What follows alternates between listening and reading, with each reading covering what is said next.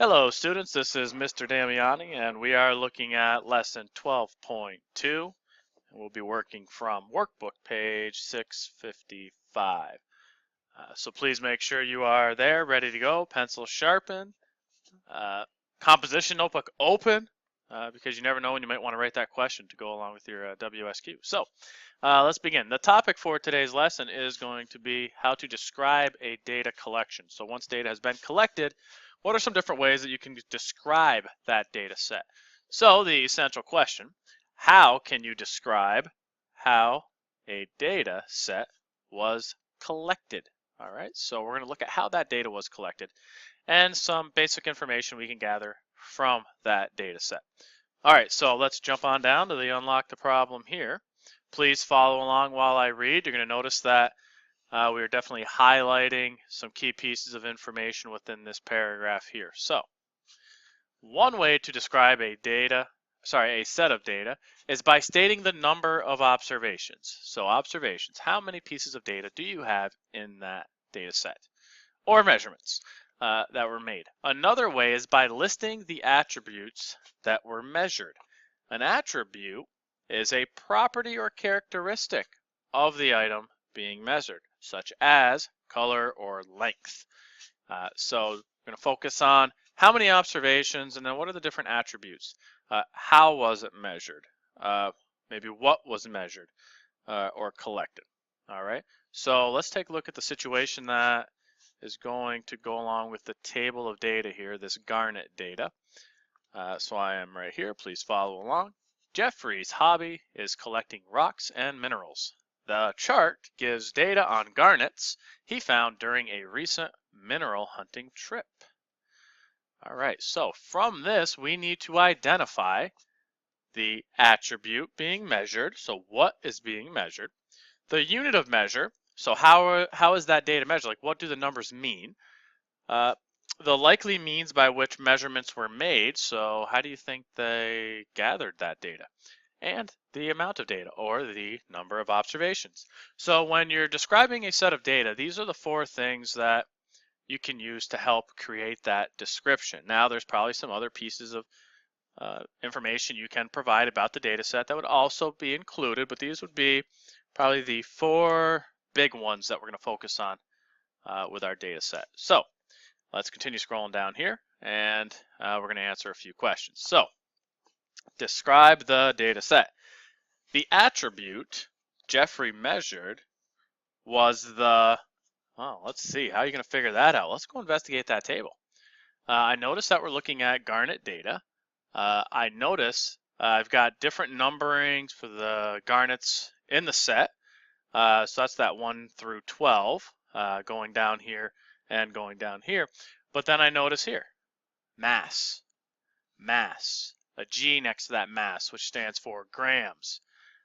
So I notice we have what is being measured, or sorry, how we're measuring with grams, which is the unit of measurement, plus what we're actually finding for those garnets and mass. So definitely want to investigate that data before you start describing it. So the attribute Jeffrey measured was the mass of the garnets. The unit used to measure the mass of the garnets was grams. Perfect. To measure mass in grams, Jeffrey probably used in the science world, it's called a scale or a balance. Now this is something that you'll start to use in 7th grade when you're actually weighing items and that type of stuff. Some of you might have some experience with that already. The overall number of observations, well, you count up how many pieces there was, and I noticed that we said 1 through 12. So that means we collected 12 different weights. So we had 12 observations. All right. So this is basically the description of the data set. All right, just describing what data is in that chart. Let's see what we have for questions here for number 1. Would Jeffrey likely have gotten the same data set if he had measured a different group of garnets? All right, so think about that. All right, and I want you to write in a little bit of an explanation. Do you think he would have gotten the same data set if he measured a completely different group of garnets, and then definitely try to explain why. All right, so pause the video, try to write in that explanation, and then I'll restart the video here, and I'll show you what I came up with for an answer. Thank you. Thanks for taking the time to pause that video. As you can see, I've popped in my answer here. And really, you just want to have something that is similar to mine. It doesn't have to be exact, but something similar to mine. If you found that you really didn't come up with anything, then you could definitely use mine as a resource. So I basically said that the likelihood of him finding the same set of data is very highly unlikely. So I wrote no. And my reasoning is that garnets found in nature would have all sorts of different sizes. So Jeffrey probably wouldn't find 12 with identical masses from his chart up above. Now, could it happen? Yes. However, the likelihood would be very, very slim. So that's why I went with the no. So if you need to pause the video and whatnot to be able to get that filled in there, then please do. Definitely take care of that. So let's look down at question 2 here. What other attributes of the garnets could Jeffrey have measured? So what are some other things that you think he could have measured? If you're looking at the garnets up above here, what are some other things that he could have measured or collected data on? All right, so go ahead and pause the video and just write in brainstorm a few ideas. What are some of the things he could have collected data on or have measured? Remember, we're looking for measurements. Okay, thank you. Alrighty then. Thanks for taking the time to just jot down a few ideas here. I came up with length. You could have measured length. You could have recorded data on the color, the brightness, the hardness. All right, because that could vary a little bit with some of those garnets found in nature. So again, if it didn't match mine exactly, but you had a couple other great ideas, you can jot down the ones you might have been missing, or that would have been just fine. All right, so what I'd like to do is we're going to go ahead and we are going to turn to the share and show, which is located on page 657. We're going to complete the rest of our work from that page. All right, so here we are, again, page 657 up here. And we are going to read some directions, and we're going to look at some data and work at describing the data set. All right, so directions say, describe the data set by listing the attribute measured, unit of measure, likely means of measurement, and the number of observations. So it tells us right here what we have to identify from that table. So let's take a look at our table over here. All right there. And we are looking at 100-meter run data. We have a certain number of races. Looks like we have 7 races. And we have the different times measured in seconds. So 12.8 seconds, 12.5 seconds, and so on. So Greg's 100-meter race results working within question 1 here. What I would like you to do is pause the video here. See if you can write down the attribute, what's being measured, the unit of measure, how that's being measured, how do you think they got that measurement, and then the number of observations. So go ahead and pause the video here, and then come back and see if we can match up some answers here. Okay, thank you for taking the time to pause the video. Greg's 100-meter race, if we're looking at the attribute, what is actually being measured here? We are looking at the time to run a race. So you could just say race time.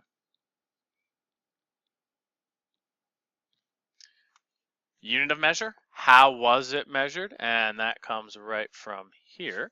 Notice where I got race time from, right there. So the actual unit of measure here is seconds.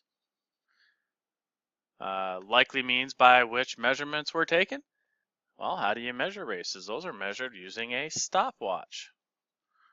Or for some of us, the stopwatch app on our phone. Number of observations, well, we said we had 7 different races.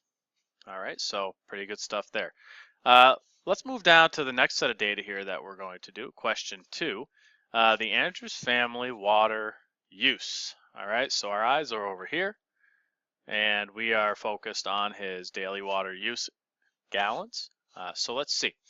What were the things that we needed to record in order to actually describe a data set? Well, the first one was the attribute. attribute. Make sure we're spelling things correctly here. So I have an attribute down. Unit of measure. Got that down here.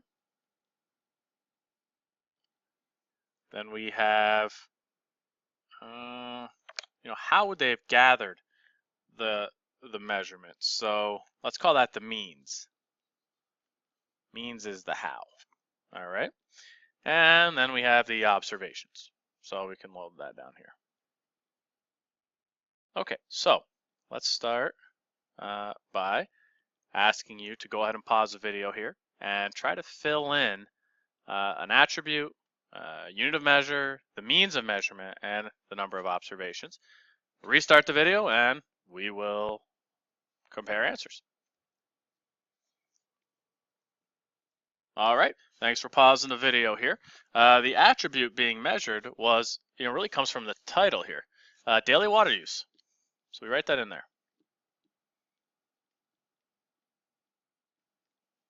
Perfect. Unit of measure, well, think about how do you measure water? In this case, we go here and we notice gallons, all right? So we think back to our capacity unit, gallons, quarts, cups, pints, ounces, all that good stuff. All right, the means. Well, how do they go about collecting that data now? If you're hooked up to the town water, like I am at home, I have what is called a water meter. And it records the amount of water that comes into my house, every 3 months, and I have to pay the water bill. So that comes from a water meter. And the number of observations here, let's count them up. Well, I've got 1, 2, 3 this way, 1, 2, 3 that way, 4 that way. So I have 3 times 4, that's 12, 13, and 14. So I have 14 total measurements.